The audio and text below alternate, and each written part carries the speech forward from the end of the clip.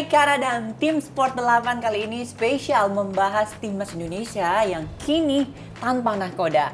Karena juga nggak sendirian nih, ada Bung Haris Pardede atau biasa disebut dengan Bung Harpa. Apa kabar? Agak sedikit gundah gulana. Oh, kenapa nih? Karena kita tim nasional kita masih belum ada nahkoda. Belum ada nahkodanya, betul sekali sesuai dengan tema kita hari ini. Ya. Garuda tanpa nahkoda. Wah. Ini kalau kita melihat FIFA Matchday ini ntar lagi bulan depan ya. Ya. Ini dengan tanpa adanya coach atau pemimpin, ini akan kemana nih arahnya nih? Ya, seperti kapal tanpa nahkoda ya, tentu arahnya kita tidak tahu seperti apa. Terombang-ambing, kemudian mau dibikin seperti apa, mau ditekankan di area mana, dan lain-lain itu tentunya kita belum ada arahnya ke sana. Oleh karena itu, masyarakat kan selama mungkin seminggu terakhir ini ya, semua sangat menanti keputusan dari PSSI yang sejauh ini belum juga memberikan statement, ya memberikan satu tanda lah seperti apa atau kira-kira kriteria seperti apa yang mau kita ambil ya sebagai pelatih tim nasional kita selepas kegagalan rombongan Belanda ya, Patrick Kluivert dan kawan-kawan. Dan ini sangat penting ya dalam melihat kemana arah sepak bola kita karena 18 hari lagi atau 17 hari lagi, nggak sampai 3 minggu lah kita akan dihadapkan pada FIFA Matchday.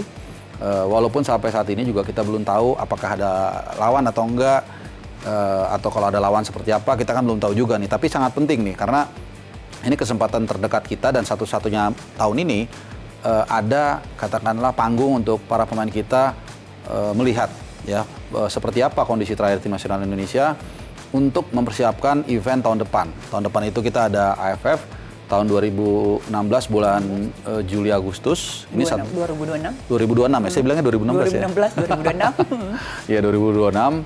Kemudian, nah itu sangat penting karena kita nggak pernah menjuarainya nih dalam 39 tahun terakhir. Dan tentunya Piala Asia awal 2027. Itu 2027 kesannya 2 tahun lagi, tapi sebenarnya 1 tahun 3 bulan lagi. Karena diselenggarakan bulan Januari, Februari 2027. Oke, baik, ini kayak range-nya waktunya mepet-mepet semua nih. Ya. Sementara kita belum menemukan coach yang pengganti Patrick Kluivert gitu kan.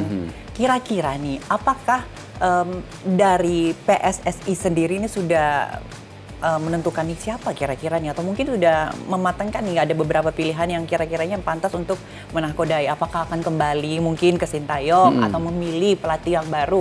Ini kira-kira seperti apa nih idealnya dengan kita melihat ya, durasi yang mepet-mepet setahun gini? Ya, tadi kata kuncinya mepet ya, jadi tidak banyak waktu dan memang jangan buru-buru juga, tapi juga nggak bisa terlalu lama. Karena saya yang tadi sudah kita diskusikan, smart gitu ya. Harus smart dan juga tepat. Betul. Ya, jadi nggak bisa salah pilih lagi karena kita sudah punya presiden kemarin. Ya, kalau kita sepakat ya, itu blunder terbesar dalam pengambilan keputusan dalam penunjukan pelatih kan.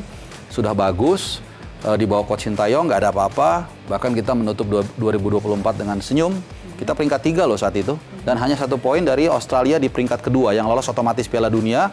Tapi kemudian ada pergantian pelatih dan kita finish di grup 3 itu rank 4 dan kemudian kita harus menjalani kualifikasi atau round 4 yang ternyata kita gagal juga. Dan gagalnya bukan soal sekedar gagal ya, karena ada 200 sekian negara kan nggak mungkin juga semua masuk Piala Dunia gitu. Tapi kita sudah sangat dekat dengan Piala Dunia pertama kita, tapi kemudian kacau balau dengan sejumlah keputusan yang kita semua tahu itu sangat di luar nalar ya. Artinya komposisi pemain, strategi yang dimainkan, hal-hal detail-detail kecil yang sangat dieksploitasi oleh lawan, dan sampai juga reaksi di babak kedua lah seperti itu yang tidak ada reaksi yang membuat kita bisa bounce back, dan akhirnya itu membuat kita juga kembali lagi soal pemilihan pelatih.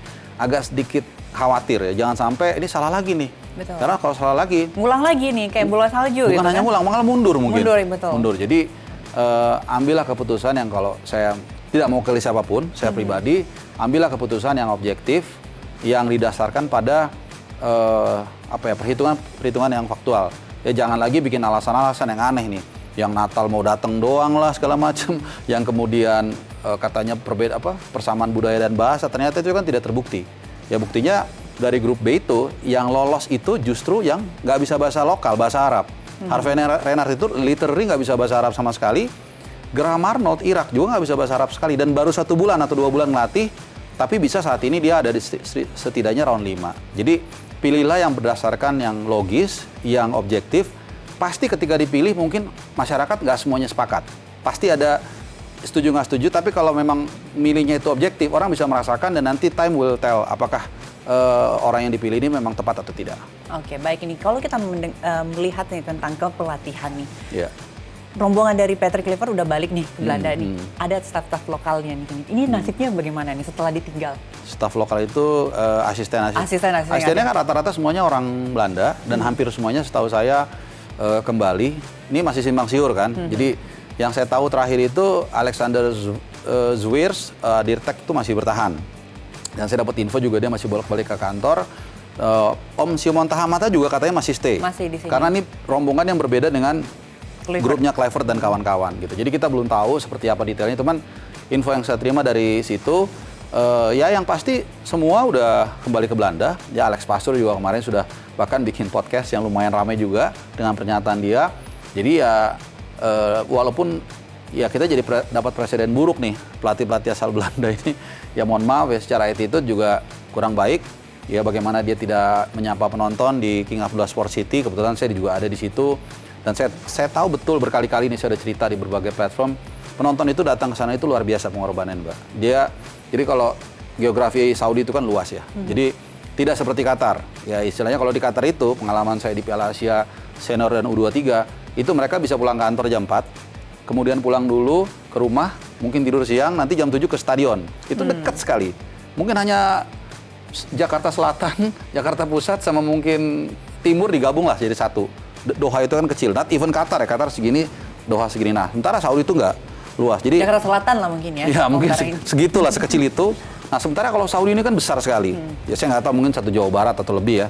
Jadi usaha mereka datang itu sangat luar biasa dan beberapa dari mereka itu kan banyak saudara-saudara kita pekerja migran yang minta izin itu nggak gampang dengan majikannya. Duit itu matters, harus sewa bus datang dan kemudian begitu kalah mereka tinggal langsung di pinggir lapangan aja berdiri, nggak nyapa. Menurut saya itu kurang elok. Plus kedua, begitu selesai pertandingan kalah langsung nyelonong pulang ke Belanda.